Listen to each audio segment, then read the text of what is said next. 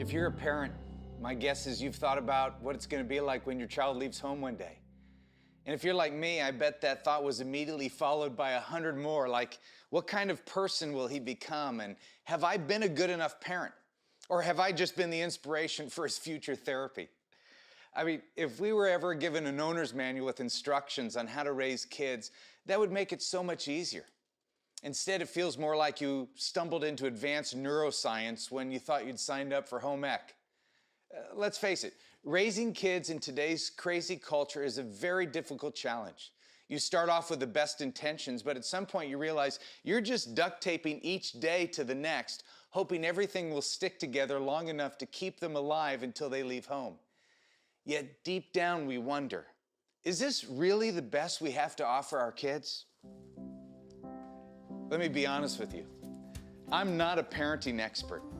I used to be an expert, and then I had my own kids. But in addition to being a parent, I've spent the last 30 years working with thousands of kids as my career. And during that time, I've learned a few things that I'd like to share with you during this series. Things that I believe can help you understand what your kids need if they're going to grow into mature, healthy adults. The adults that you want them to be on that day when you're standing on the front porch watching them drive away. When do you think we'll see her again? 4 years. Maybe 2 with good behavior.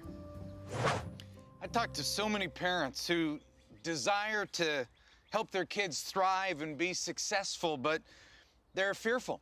They're fearful because time is moving so fast and the years seem to be slipping away, and they just don't have a plan. They don't have a plan to raise their kids with a sense of confidence. Without a plan, it's no wonder that most parents default to what I call quick fix parenting.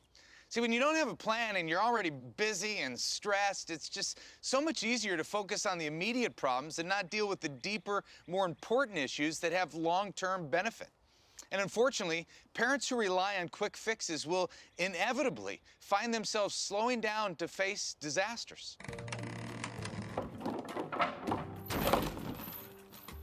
But please hear this. I don't care whether you've got toddlers or tweens or teens, it's never too late to change whatever trajectory your kids are on and to start learning how to give them what they need. You know how I know? And you're not going to believe me when I tell you this, but you, as a parent, are still the single greatest influence in your child's life. All research points to this truth. Your actions and your values and your beliefs will do more to determine who your kid becomes than anything else. How's that for pressure? The only time that today's crazy culture has more influence than you is when you check out. So if you default on your parenting responsibility, culture will be more than happy to step in and take over. The truth is that kids want their parents to be their hero.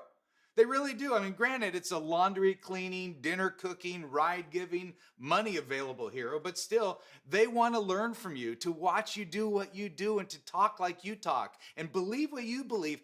That is a huge advantage that you have over the influence of media, friends, and that one wild kid with the tattoos and body piercings who's about to go into 3rd grade. Basically, think about it like this. Your life is being bugged. You're being wired. You are under surveillance 24/7. You are at great risk of identity theft, but that's good news. That should give you hope.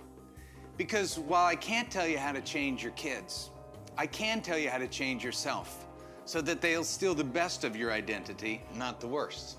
You know, it's so easy when you're a parent to focus on the quick fix of behavior modification and say things like, don't do that, stop talking like that, quit acting like your mother.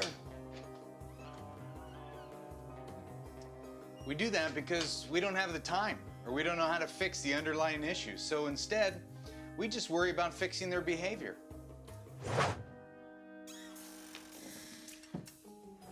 What I've realized is that if my kids are actually observing me, then good behavior has to start here.